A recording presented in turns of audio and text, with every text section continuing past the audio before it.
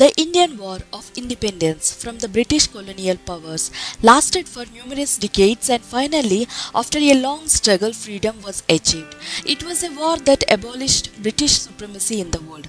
Hundreds and thousands of men, women and children fought for it till their last breath, and some like Shaheed Bhagat Singh, even in their death. I might not be able to pay my respect to all of those great souls, but that doesn't mean that their contribution wasn't worthwhile. The free air that we breathe and every walk that we take is all because of those noble ones, and this is a tribute to them. This one is to them, to freedom. Bahadur Shah ZAFUR, the last Mughal Emperor of India. Bahadur Shah was a poet and had little ambitions of expanding his territory, which now was merely the Red Fort. The British has already taken power over the majority of the country. When the revolt of 1847 started, he and all his sons participated to free India. He led his army for the Sepoy Mutiny against the East Indian Company.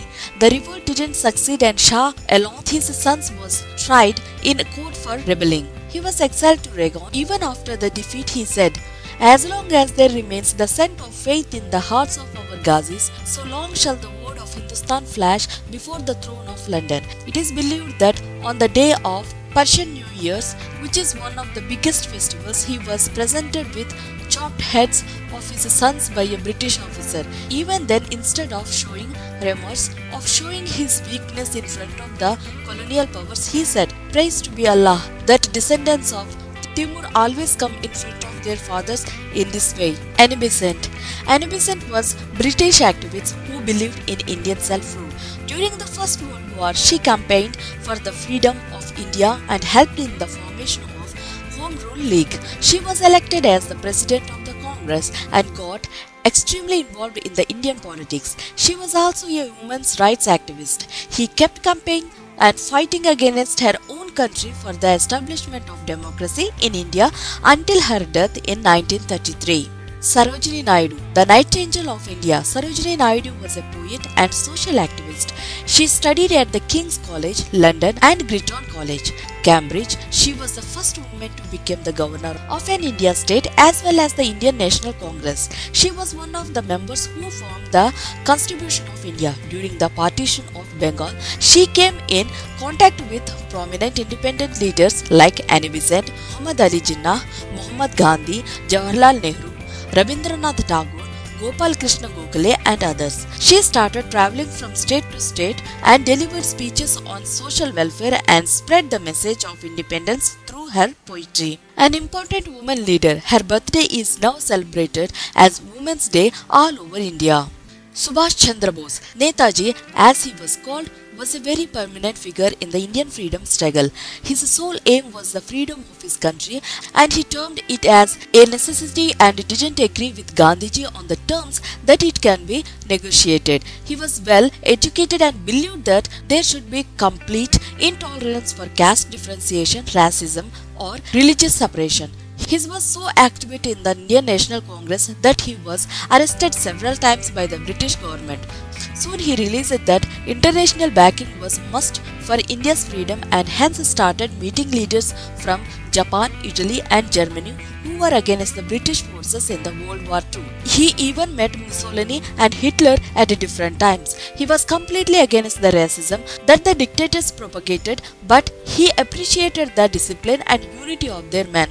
It was on Hitler's suggestion that he went to Japan and formed the Indian National Army and started the campaign Chalo Dilli, which though failed wasn't enough to break his spirit. The slogan Jai Hind was also given by him, which still prevails. Dr. Baba Saheb Ambedkar. Born in Dalit family, Bhimrao Ramji Ambedkar was a victim of the Indian caste system. Being of the lowest caste, he was accosted with negligible opportunities for his intelligence. But being a genius, he saw the light and converted to Buddhism, helped many others from the lower caste to convert and not obliged to the inhuman behaviour conducted towards them. His love for books and learning played a major role in his liberation. It was his hunger for knowledge that made him the chairman of the committee that founded the Constitution of India. Dr. Ambedkar was the one who scripted the constitution of his democratic country.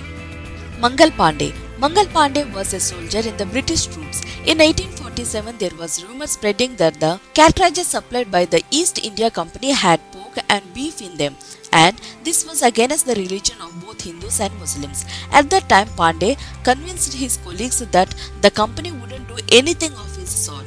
But later, after a series of events, he realized that the company didn't have the best interest of the Indian population in its mind and was just them like slaves.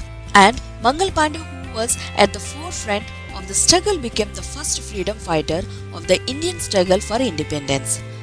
Rani Lakshmi Bai. She fought a man's war. Lakshmi Bai was a queen of the princely state of Jhansi. During the ongoing revolt of 1857, the British government ordered that all princely states that do not have a male heir will be taken over by the government. Queen Lakshmi Bai was widowed and had an adopted son, but she refused to give her reign.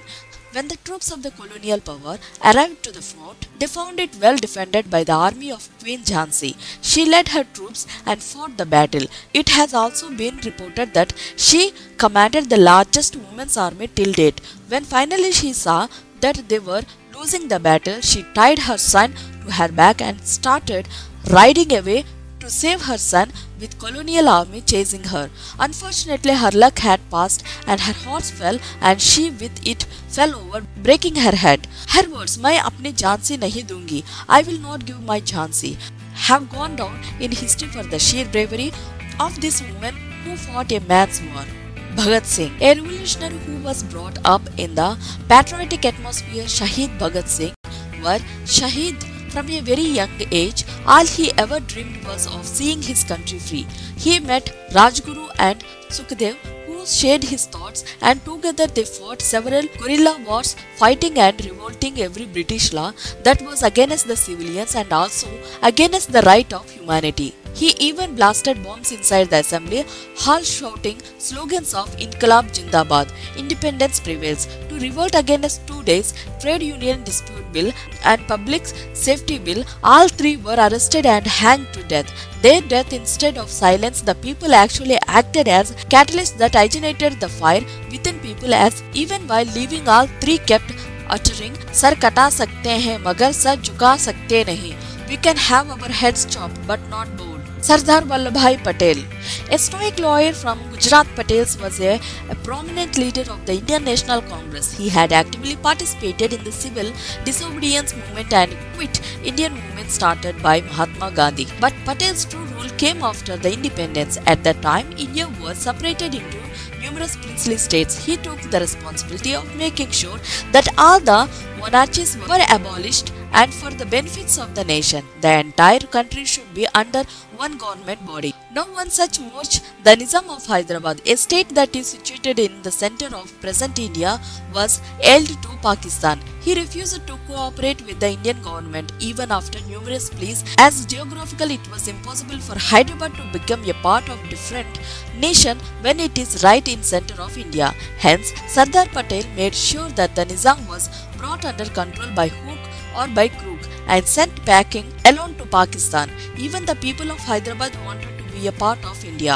Mahatma Gandhi, one of the most iconic men that ever took birth and still continues to survive in the lessons of passive resistance and non-violence that he selflessly gave to the world, hence making it a much better place. He gave up everything, his law career, his house and wealthy family, to fight for justice and for the betterment of his people, who were being treated as third-class citizens by the colonial British. Even in the harshest of conditions, he never gave up his morals and rules, no matter what the cost of it. Mahatma Gandhi has rightfully been given the title of the father of the nation, as India truly owes its independence as a republic and a democracy to this short.